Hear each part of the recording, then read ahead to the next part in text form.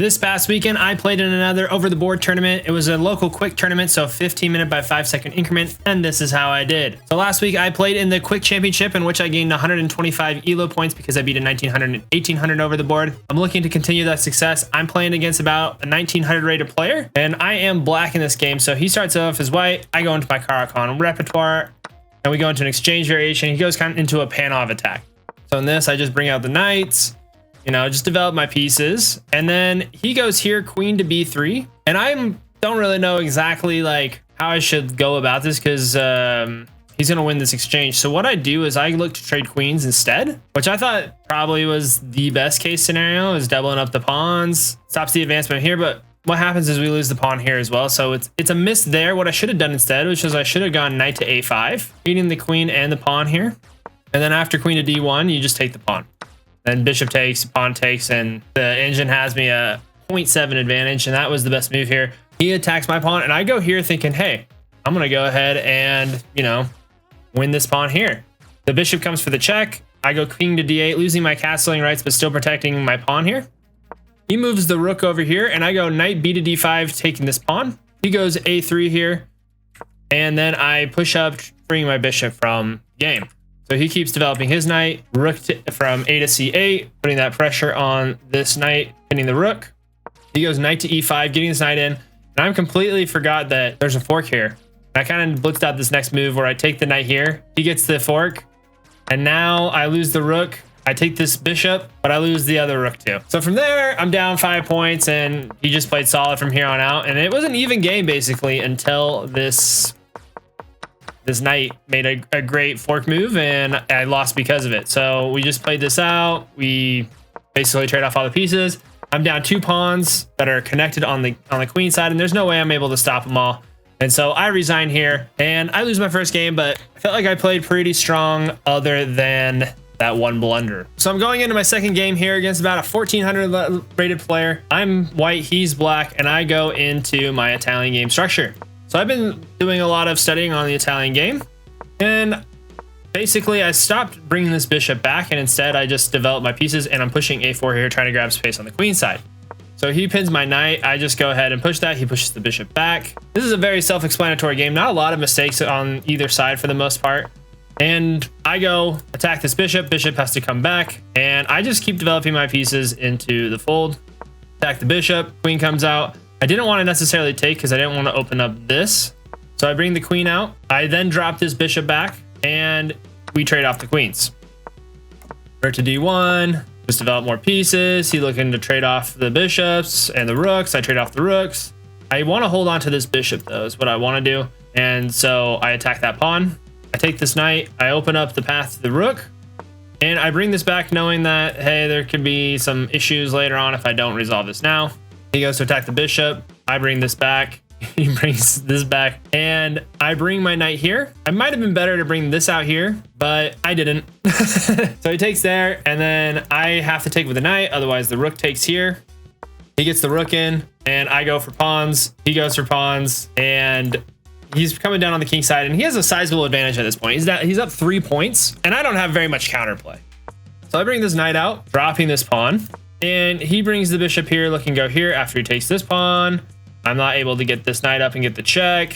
So I go ahead and attack this knight. The rook comes out here, and I take here knowing that, oh, if he does take there, maybe he forgot about the bishop, but he sees it, and I take this pawn here. So he's up a pawn here. Nearing the end game, things aren't looking good for me. He goes bishop to f6. I bring out my knight here, and I'm not too worried about the check here with the discovered attack here because I can always take the rooks. Either way, I am completely defended. And so he trades it off anyways, and then I go to work on taking out these pawns. So the king's coming over to attack this knight. I'm not able to bring the knight down here to e5.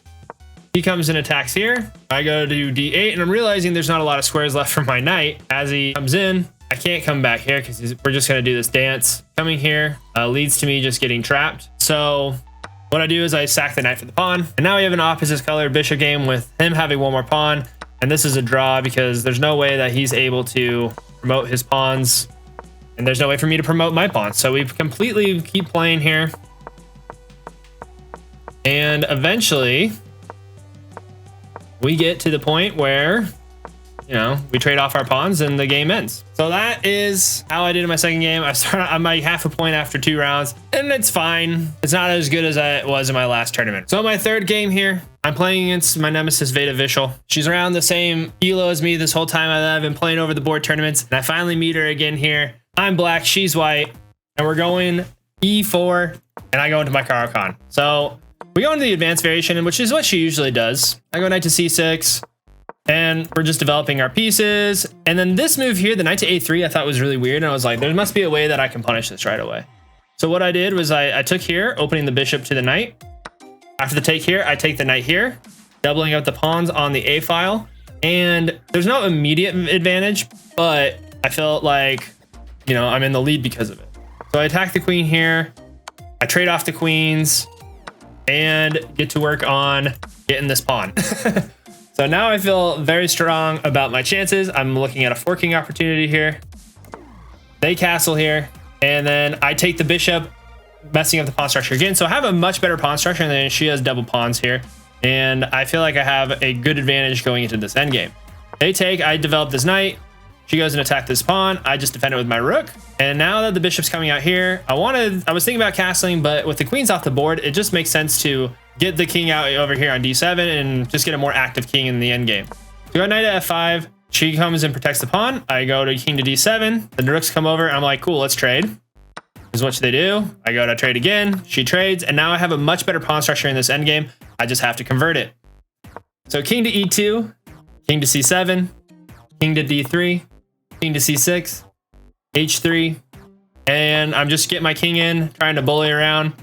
Bishop's coming here. I didn't really need to do this. What I should have done instead was I should have just continued pushing forward with the pawn here.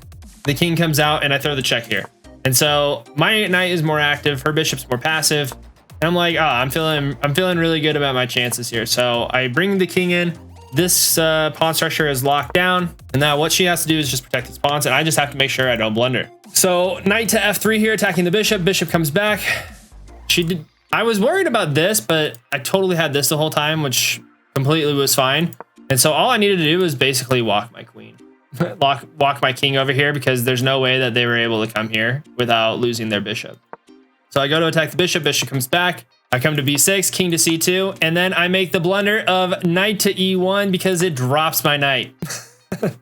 And so from there, it's just like I went from I went from a 6-point instant advantage. Highest was at 9 at one point, down to being down 2.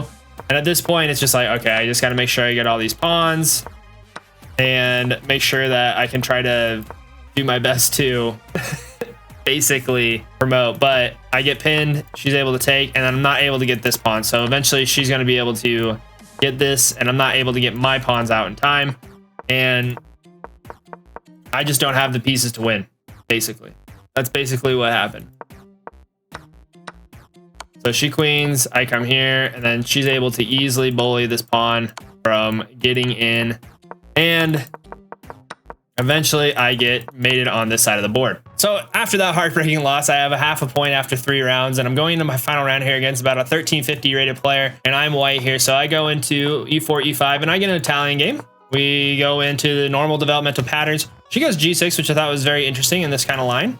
And so I decided to play A4, taking up space on the queen side. And she develops this bishop looking straight at this pawn. I don't think it's gonna, you know, come alive very much. So I just play solid. The knights come out. I pin the knight to the queen. And I just continue to play the Italian game where you have this kind of structure.